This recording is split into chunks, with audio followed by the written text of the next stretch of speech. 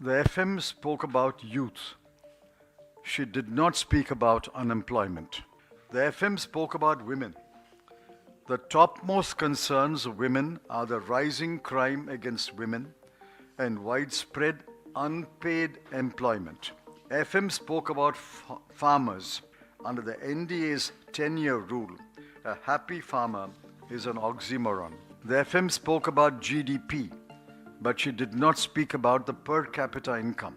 She barely referred to inflation, but she did not refer to the fact that food inflation currently is 7.7%. It is a government of the rich, by the rich, and for the rich. Fastest growing economy is not a badge of honor. So don't talk about GDP growth. Talk about the per capita income growth.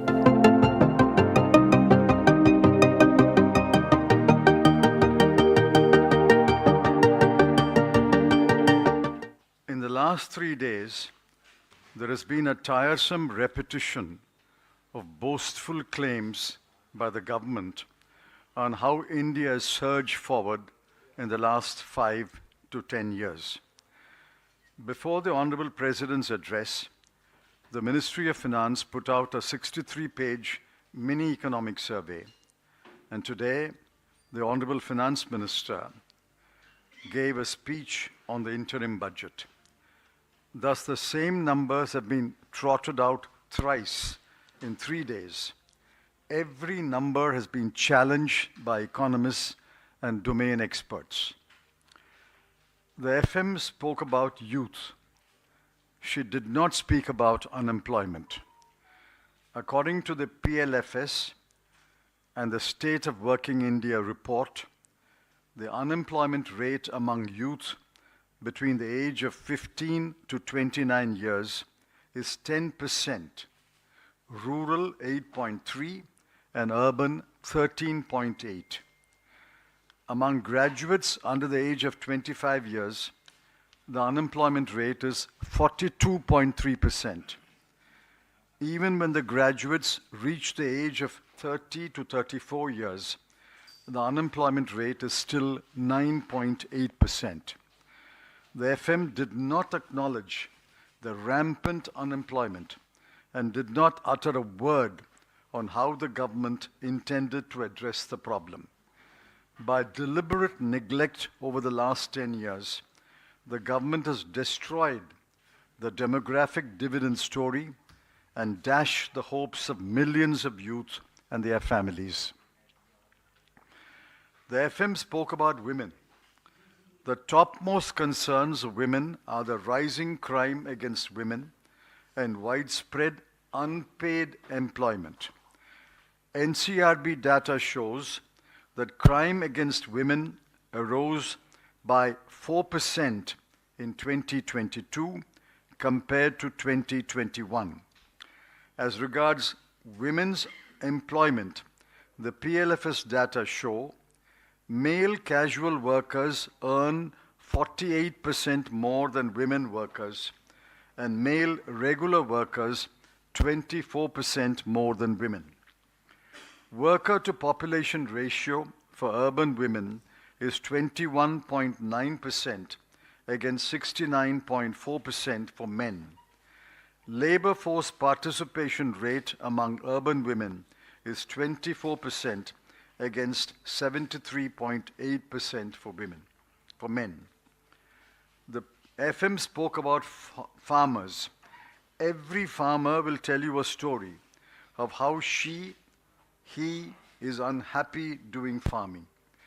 The FM did not reveal the number of suicides among farmers, including agricultural labor. The numbers in 2020, 2021, and 2022 are 10,600, 10,881, and 11,290 respectively. The wrath of the farmers was seen by the whole world when they protested against the 3 unjust farm laws passed without consulting them. The FM did not even acknowledge the causes for the plight of the farmers: rising input costs, insufficient and uncertain MSP, biased import and export policy, and crop insurance that is either absent or denied.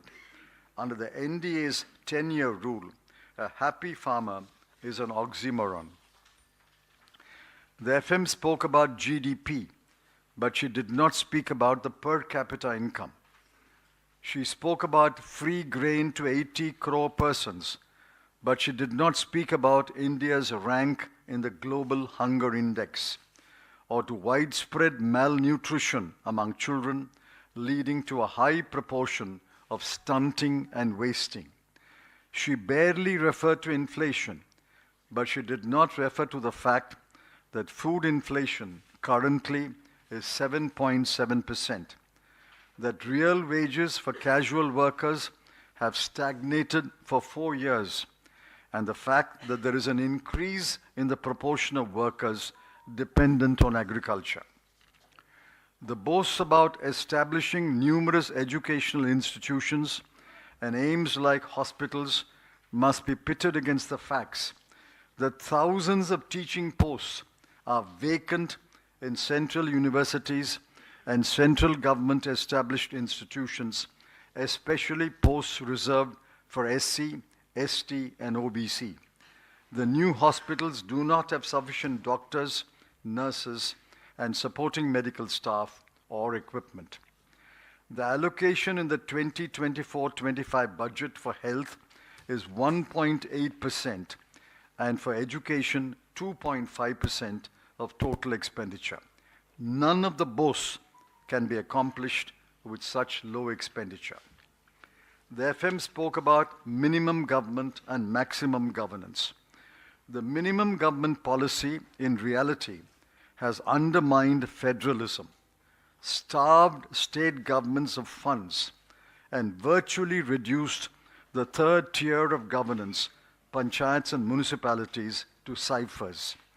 The overwhelming majority of the people are dependent on the third tier of government for their services, but that tier have been virtually deprived of human and financial resources.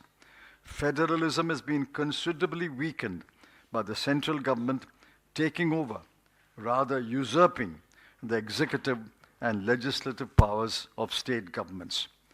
The fundamental flaw in the NDA's approach to the economy and governance is that it is biased in favor of the rich. It is a government of the rich, by the rich, and for the rich.